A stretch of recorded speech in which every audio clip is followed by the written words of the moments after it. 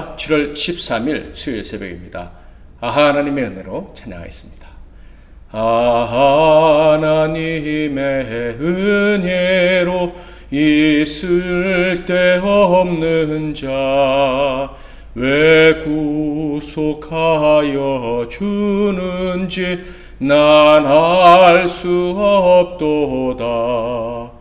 왜 내게 굳세 믿음과 또 복음 주셔서 내 마음이 항상 변한지 난 알 수 없도다.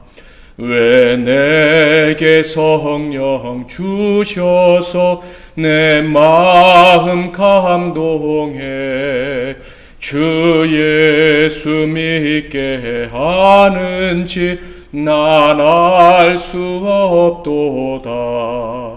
주 언제 강림하실지 혹 밤에 혹 낮에 주 주님 만날 그곳도 난 알 수 없도다. 내가 믿고 또 의지함은 내 모든 형편 아시는 주님 늘 보호해 주실 것을 나는 확실히 아네. 오늘 하나님께서 주시는 은혜의 말씀은 시편 80편 말씀이 되겠습니다. 구약성경 시편 80편 1절부터 19절 말씀 중에서 3절까지만 봉독해 드리겠습니다. 요셉을 양떼같이 인도하시는 이스라엘의 목자여 귀를 기울이소서. 그룹 사이에 좌정하신 이여 빛을 비추소서. 에브라임과 베냐민과 므낫세 앞에서 주의 능력을 나타내사 우리를 구원하러 오소서. 하나님이여 우리를 돌이키시고 주의 얼굴빛을 비추사 우리가 구원을 얻게 하소서. 아멘. 오늘은 구원의 주권이란 제목으로 하나님 말씀을 상고하겠습니다. 사람이 개나 다른 짐승보다도 더 어려운 존재다라는 것은요, 바로 다 자기 생각을 가지고 있다는 거예요. 어린 아기까지 다 자기 생각, 자기 고집을 가지고 있습니다. 그래서 아이들을 양육해보면 금방 알 수가 있어요. 첫째, 둘째, 셋째 다 다르다라는 것을 확인하게 됩니다. 첫째 때 사용하던 방법이 둘째에게는 맞지 않는다라는 것을 부모들은 잘 알고 있습니다. 그래서 사람이 어려운 거예요. 자, 그런데 이렇게 사람마다 다르다는 이 사실은 때로는 심각한 문제를 초래하기도 합니다. 예를 들어서 첫째는 몸에 좋은 음식을 좋아해요. 그런데 둘째는 몸에 안 좋은 음식만 좋아하고 찾습니다. 이럴 경우 부모는 식단을 짜는 데 꽤 어려움을 겪게 됩니다. 그런데 진짜 큰 어려움은요, 둘째 아이 그 자신에게 찾아오는 것이죠. 그 아이에게 건강 문제가 발생하게 되고, 그래서 부모가 아무리 노력해도 그 고집을 꺾지 않는다면 결국 어찌할 수 없는, 부모가 어떻게 도와줄 수 없는 불행한 운명이 그 둘째에게 찾아올 수 있다는 것입니다.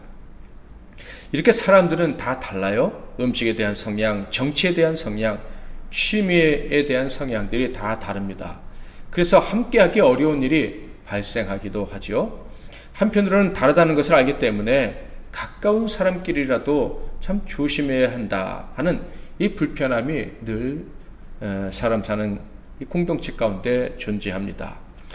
그렇지만 이런 차이점들은 대부분 극복할 수도 있다라고 생각할 수가 있어요. 아주 긍정적으로 생각하면 말이죠. 차이점에 대해서 서로 언급을 좀 자제하고 이런 소극적인 방법으로 대처할 수가 있고요. 또 적극적으로 노력하면 합의점을 찾는 경우도 있을 수가 있겠죠. 게다가 혹 극복하지 못한다 할지라도 같이 살아가는 데는 큰 문제가 발생하지 않을 수도 있어요. 그런데 정말 이 차이점 때문에 심각한 문제가 발생하는 분야가 있죠. 바로 영적인 성향, 영적인 고집과 관련이 되어 있을 때입니다. 정말 내가 사랑하는 사람인데 바른 신앙을 거부한다면 나는 신앙생활보다 하나님보다 우상 숭배하는 게 더 좋다.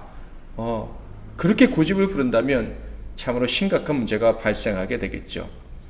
왜냐하면 그 고집을 꺾지 않는 사람에게는 하나님의 저주가 임할 것이라는 것을 하나님을 온전히 섬기는 사람은 알기 때문입니다. 게다가 사랑하는 사람에게 하나님의 진노로 말미암은 저주가 임하게 된다면 내가 아무리 사랑하고 노력해도 그 진노를 막아줄 수 없다는 것, 이것은 참으로 심각한 문제죠. 그것 때문에 사람들은, 특별히 하나님의 사람들은 고통을 겪기도 합니다. 시인은 자기 동족이 하나님의 얼굴을 구하지 않아서 멸망하는 고통스러운 상황을 목격해야 했습니다. 바로 보통 요셉 지파로 불려지는 북이스라엘의 멸망이죠. 자, 1절 2절을 볼까요? 요셉을 양떼같이 인도하시는 이스라엘의 목자여 귀를 기울이소서. 그룹 사이에 좌정하신 이여 빛을 비추소서.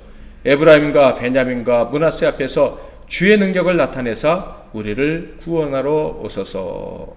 시인은 요셉 지파 곧 이스라엘의 회복과 구원을 위해서 간절히 기도하고 있습니다. 그러나 그들은 돌이키지 않고 점점 멸망길로 가고 있었습니다. 하나님을 섬기는 대신에 우상을 섬기는, 혹은 우상과 하나님을 겸하여 섬기는 이런 삶을 더 좋아하고 버리지 않는 것이었어요. 멸망이 가까이 오는데도 심지어 멸망해도 좋다라는 이런 영적 고집을 부리면서 악행을 포기하지 않는 것이었습니다.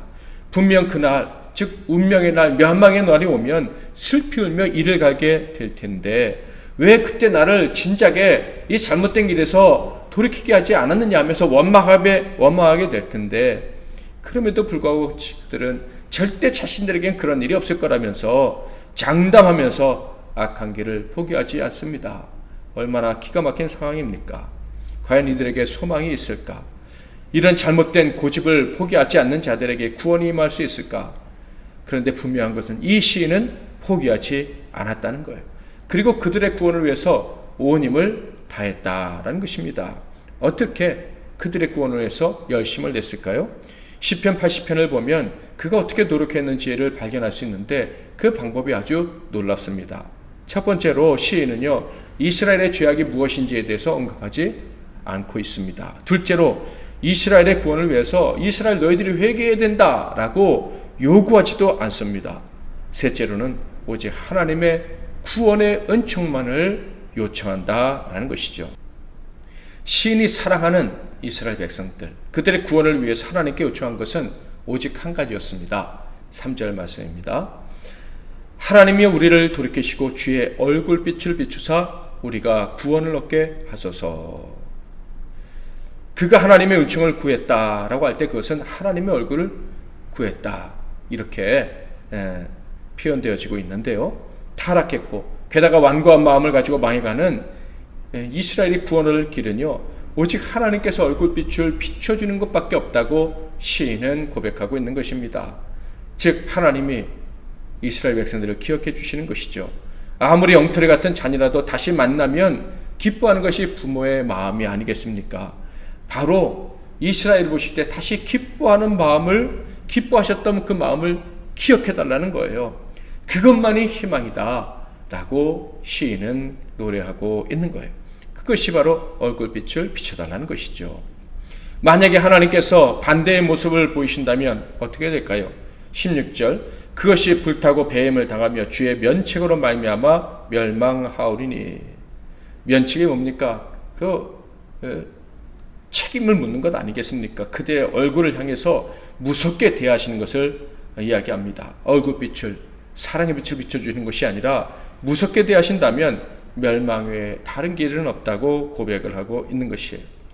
그러므로 오직 하나님께서 우리를 대하시는 것 외에는 구원의 길은 없습니다 라고 고백을 하고 있어요.